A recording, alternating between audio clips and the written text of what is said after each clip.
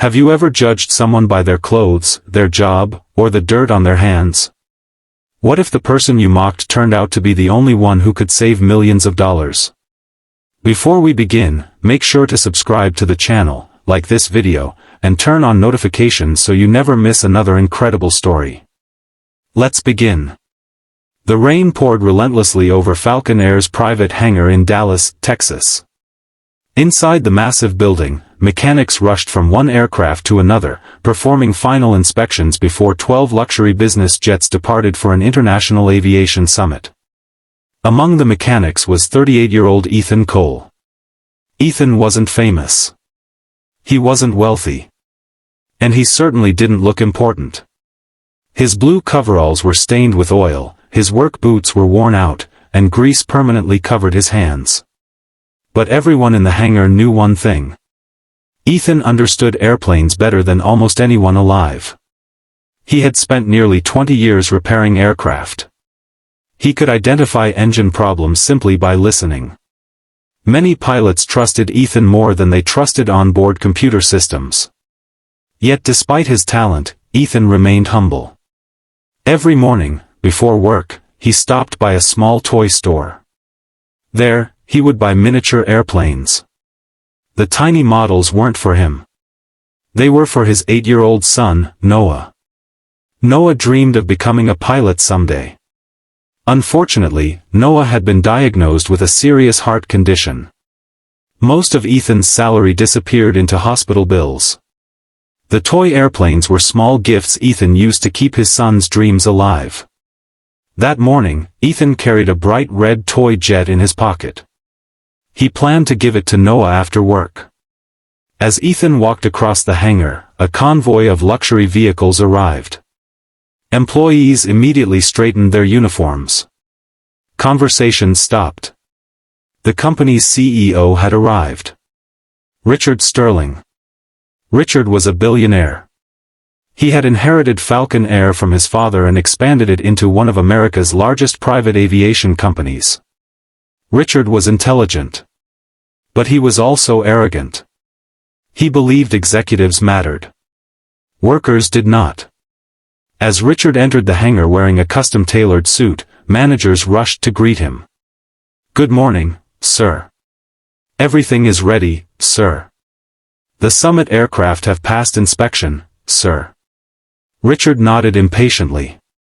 He wanted perfection. The aviation summit included government officials, investors, and international business leaders. Any mistake would be embarrassing.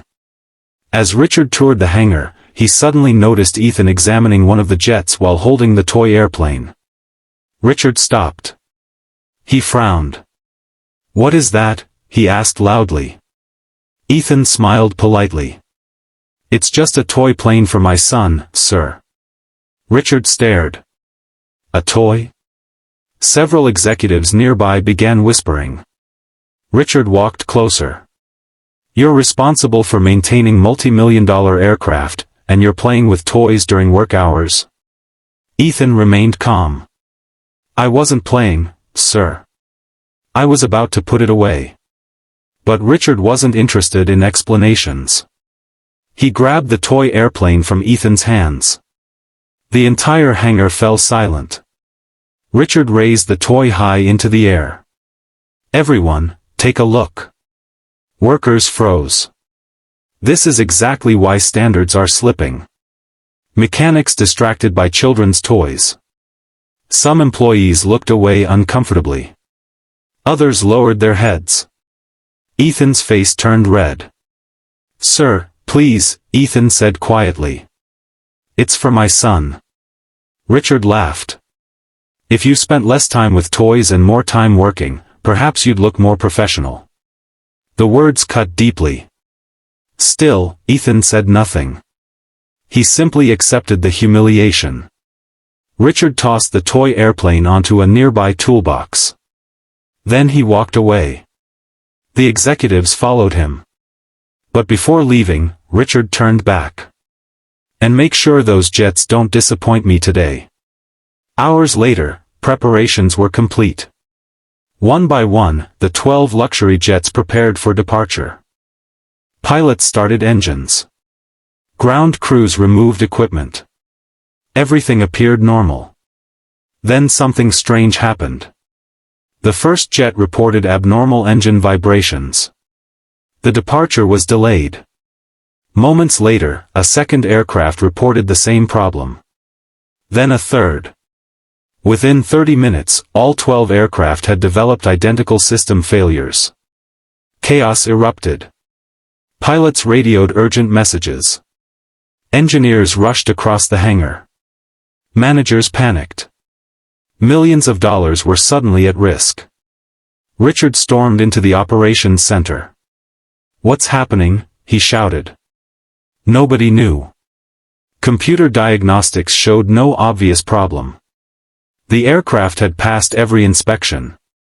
Yet every jet displayed dangerous vibration warnings. Flights were immediately cancelled. News of the delays spread rapidly. Important investors were furious. The summit schedule collapsed. Richard demanded answers. Senior engineers worked for hours. Nothing. Outside consultants arrived. Nothing. Software specialists analyzed data. Still nothing. As evening approached, Richard faced a nightmare. If the issue wasn't resolved quickly, Falcon Air could lose contracts worth hundreds of millions of dollars. That's when an older mechanic named Samuel stepped forward. "There may be someone who can help." Richard looked annoyed. "Who?" Samuel hesitated. "Ethan." Richard frowned. "The mechanic with the toy?" Samuel nodded. "He's the best diagnostician we've ever had." Richard resisted. His pride wouldn't allow it. But with no alternatives remaining, he reluctantly agreed. Ethan was in the employee cafeteria eating dinner alone. He had already finished his shift. A manager approached. "The CEO needs you." Ethan quietly followed. When Ethan entered the operations room, dozens of executives watched silently. Richard crossed his arms. "Can you find the problem?" Ethan looked around. "What have you already checked?" "Everything," one engineer answered. Ethan reviewed maintenance reports. He studied diagnostic logs. Then he asked to hear recordings from each aircraft engine. The room grew silent. One by one, Ethan listened. After several minutes, he closed his eyes. Again, he replayed the sounds. Finally, he spoke. "These aren't engine failures." Everyone looked confused. "What do you mean?" Richard asked. Ethan pointed at the data. "The engines are fine. The problem comes from the fuel synchronization modules." Several engineers objected. "We checked those." Ethan shook his head. "Check again." Skeptical but desperate, the team inspected the modules. Minutes later, stunned engineers returned. Ethan was right. Every aircraft contained defective synchronization components from the same supplier batch. Under certain weather conditions, the components produced false vibration warnings. No one else had noticed. Ethan identified the problem simply by listening. The room fell silent. Richard couldn't believe it. But there was still another problem. Replacement modules weren't available. The nearest inventory center was hundreds of miles away. Without replacements, the aircraft would remain grounded for days. Ethan studied the components. Then he said something unexpected. "I think we can repair them." Engineers stared. "Repair them? Tonight?" Ethan nodded. "If we work together." For the next 8 hours, Ethan led the entire engineering team. Executives. Managers. Mechanics. Everyone worked side by side.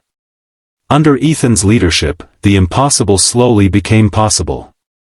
By sunrise, all 12 jets had been repaired and retested. One after another, the engines started perfectly. No warnings. No failures. The aircraft were ready. Cheers erupted across the hangar. Workers applauded.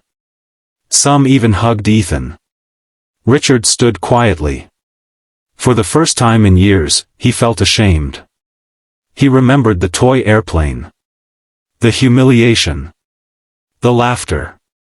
And yet Ethan had still chosen to help. Later that morning, Richard found Ethan preparing to leave. In his hands was the toy airplane. Someone had carefully cleaned it.